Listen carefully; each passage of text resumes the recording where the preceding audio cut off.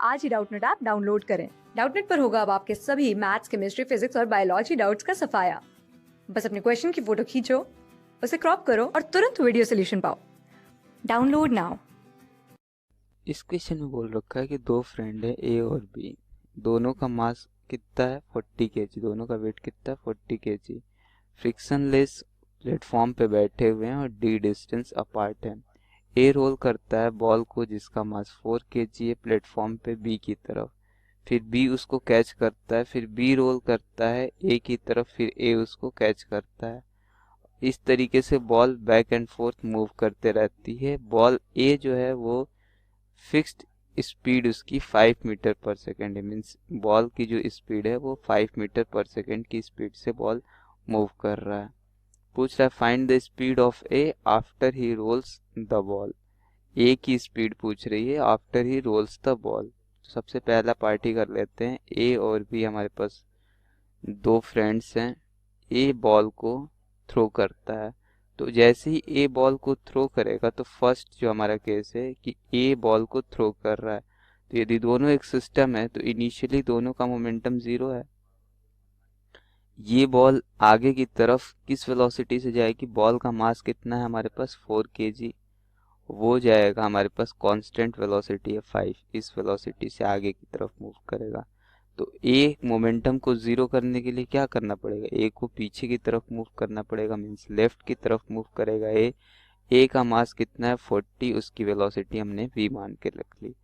तो यहाँ से v निकल करके आ जाएगा हमारे पास, क्या कुछ निकल करके आएगा 5 4 जा 20/40 means half, which is equal to 0.5 metre per second. ये जो वेलोसिटी आई हमारे पास ए की वेलोसिटी आ गई after he throws the ball.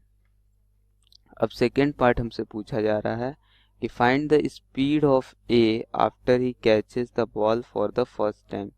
तो ए की स्पीड बॉल कैच करने के बाद, तो वो हम कैसे निकाल लेंगे। तो ए फर्स्ट टाइम बॉल कैच करेगा तो उसकी वेलोसिटी क्या होगी हमारे पास, तो पहले बी के पास जाएगी बॉल, फिर बी थ्रो करेगा, तब ए कैच करेगा। तो जैसे बी थ्रो करेगा तो ए के पास वेलोसिटी क्या है 0.5 मीटर पर सेकेंड।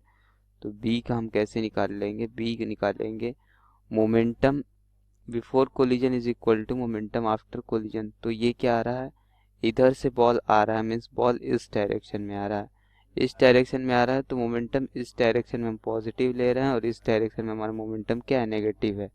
तो इट मीन्स कितने मास की बॉल आ रही है 4 का -5 मीटर पर सेकेंड की स्पीड से ए को अप्रोच कर रहा है, प्लस ये अप्रोच कर रहा है और इसके साथ ए को मिल जा रहा है। अब जैसे ही ये अप्रोच करेगा, ए ऑलरेडी इसी डायरेक्शन में मूव कर रहा था लेफ्ट की तरफ, यहाँ पे इसकी वेलोसिटी किधर आई थी, लेफ्ट की तरफ आई थी। तो मीन्स 40 केजी का जो मास है वो भी -0.5 मीटर पर सेकेंड की स्पीड से मूव कर रहा था। और जैसे ही ये कैच कर लेगा तो टोटल मास अब कितना आ जाएगा 44, वेलोसिटी v मान के ले लो, तो यहाँ से आ जाएगा -20 -5 4 जा 20, तो मीन्स ये भी अगेन क्या आ गया 20, this is equal to 44v। तो यहाँ से v आ जाएगा निगेटिव में इसलिए क्योंकि डायरेक्शन हमारा इधर को है, तो डायरेक्शन की वजह से ये निगेटिव साइन आ रहा है, तो ये आ जाएगा -40 divided by 44, it means 1/11 which is equal to, ये 10/11 आएगा एक्चुअली, 4 से जाएगा, तो 10/11 मीटर पर सेकेंड किस डायरेक्शन में आएगा, टुवर्ड्स लेफ्ट। इसी तरीके से सी पार्ट इनने पूछ रखा है find the speed of A and B after the ball had made 5 round trip. तो इसी तरीके से 5 राउंड ट्रिप करेगा तो ए की वेलोसिटी क्या होगी, find the speed of A and B.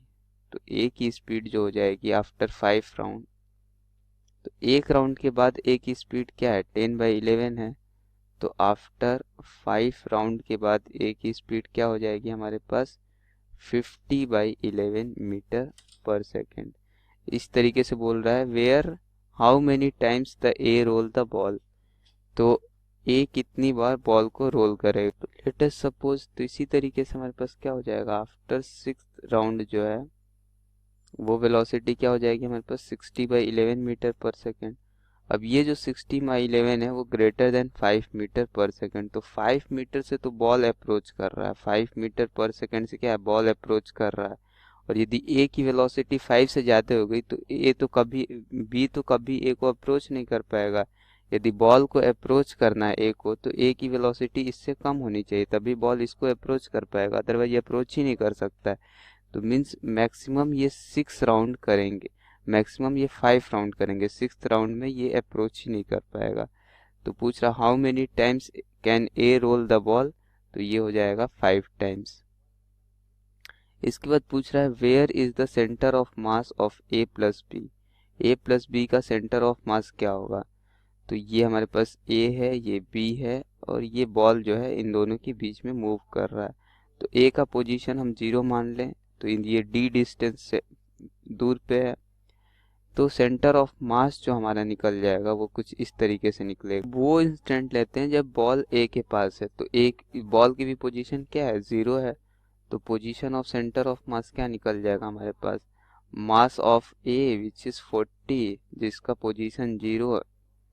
Ball का मास है हमारे पास 4 kg, जिसकी पोजीशन क्या है 0, तो बॉल का मास हमारे पास क्या है, ऑफ कोर्स 4 kg दे रखा है, प्लस हमारे पास 40 इसका, और ये किसकी पोजीशन क्या है, डी, और टोटल मास हमारे पास क्या है, 40 + 40 क्या है, 80 + 4 84 जो हमारे पास है वो टोटल मास है। तो position of centre of mass हमारे पास क्या आ जाएगा, 40 / 84 D, which can be written as 10/21 D. तो ये हमारे पास आ गया position of centre of mass 10/21 D.